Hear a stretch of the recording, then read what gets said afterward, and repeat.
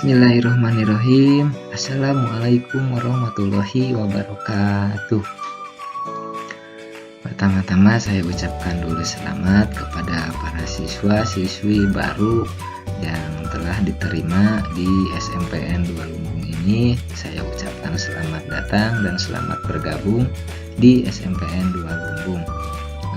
Kali ini kita berada pada kegiatan masa pengenalan lingkungan sekolah atau MPLS secara daring, karena di saat pandemi ini kita tidak diperkenankan untuk datang atau bertemu secara tatap muka langsung di sekolah.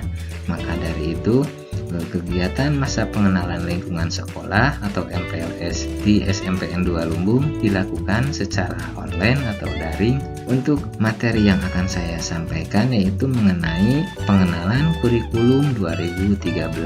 Sebelumnya saya perkenalkan dulu diri saya.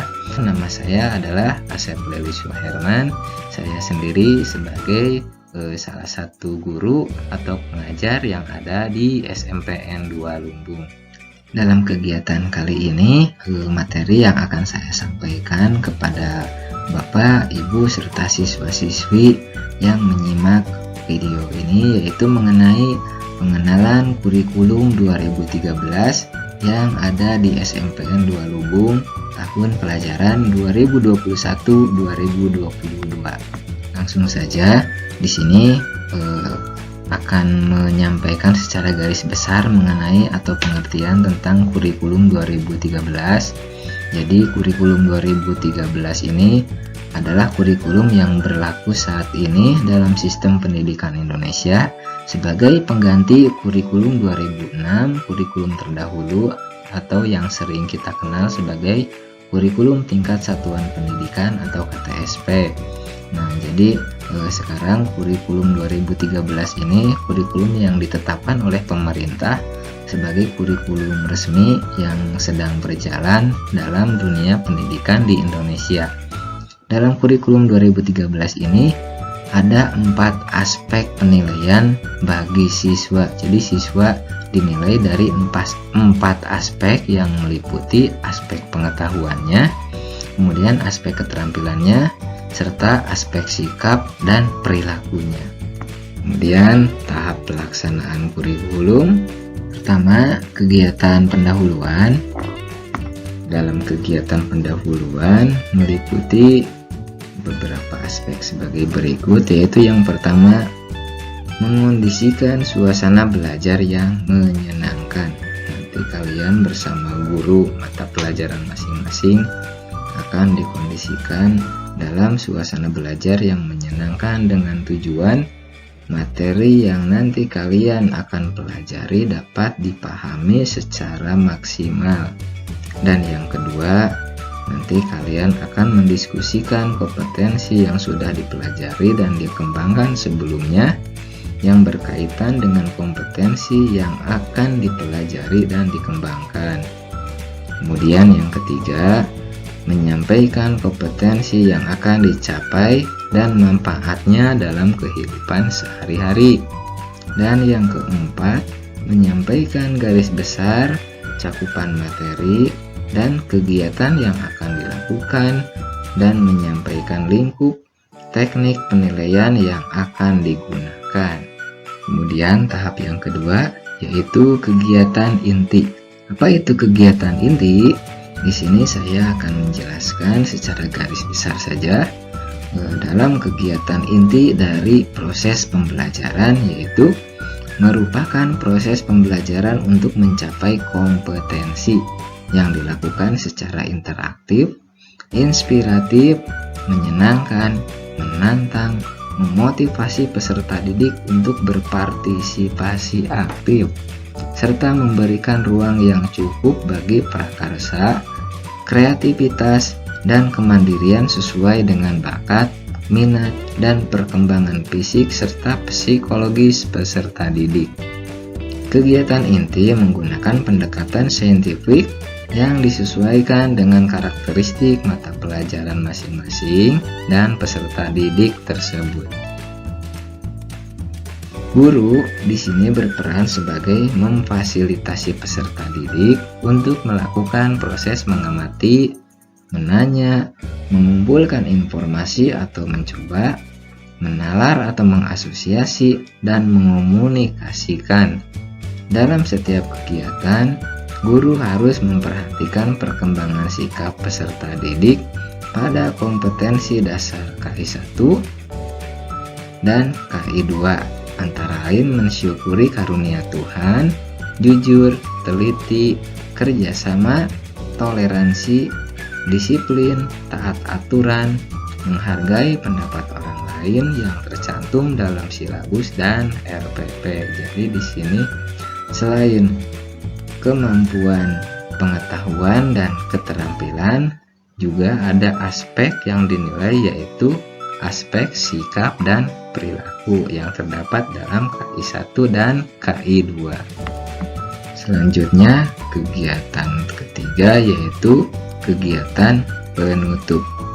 Dalam kegiatan penutup ini, guru bersama-sama dengan siswa yaitu membuat rangkuman atau kesimpulan pembelajaran, atau juga di sini bisa juga mengerjakan sebuah tugas atau evaluasi. Dan yang kedua yaitu peserta didik juga bersama guru melakukan refleksi terhadap kegiatan yang sudah dilaksanakan dan memberikan umpan balik terhadap proses dan hasil pembelajaran. Jadi di sini dari mulai kegiatan awal tadi dalam pendahuluan serta kegiatan inti akan dievaluasi oleh guru beserta peserta didik untuk memantapkan pemahaman materi yang telah dipelajari. Masih dalam kegiatan penutup juga di sini hanya kegiatan guru yaitu melakukan penilaian. Kemudian yang kedua juga merencanakan kegiatan tindak lanjut dalam bentuk pembelajaran remedi untuk siswa yang belum memahami materi yang telah dipelajari, dan program pengayaan atau layanan konseling untuk atau bagi siswa yang telah memahami atau menuntaskan pembelajaran yang saat itu sudah dipelajari dalam berbentuk tugas individu ataupun tugas kelompok sesuai dengan hasil belajar peserta didik, dan menyampaikan rencana pembelajaran pada pertemuan berikutnya. Jadi melakukan 3 hal di sini, guru melakukan 3 hal. Yang pertama penilaian, yang kedua melakukan remedi atau pengayaan sesuai hasil pembelajaran siswa, dan yang ketiga yaitu menyampaikan rencana pembelajaran yang akan dipelajari pada pertemuan berikutnya.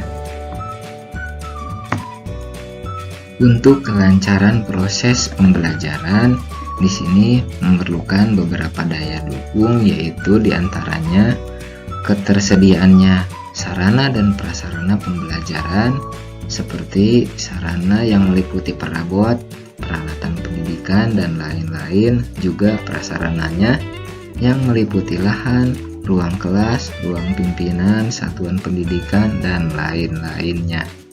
Di sini dalam situasi COVID atau dalam situasi masa pandemi ini, sarana prasarana yang diperlukan untuk pembelajaran yaitu berupa pembelajaran daring, mungkin gadget, dan juga kuota internet. Itu adalah merupakan salah satu sarana dan prasarana yang sangat mendukung atau sangat vital dalam kegiatan atau pelaksanaan kegiatan pembelajaran secara daring. Selanjutnya, pada aspek penilaian akan saya sampaikan sebagai berikut. Pertama, aspek pengetahuan, yaitu aspek pengetahuan merupakan aspek yang ada di dalam materi pembelajaran untuk menambah wawasan siswa di suatu bidang. Di dalam struktur kurikulum ini, jenjang SD memiliki pengetahuan sebanyak 20%, dan 80% aspek karakter.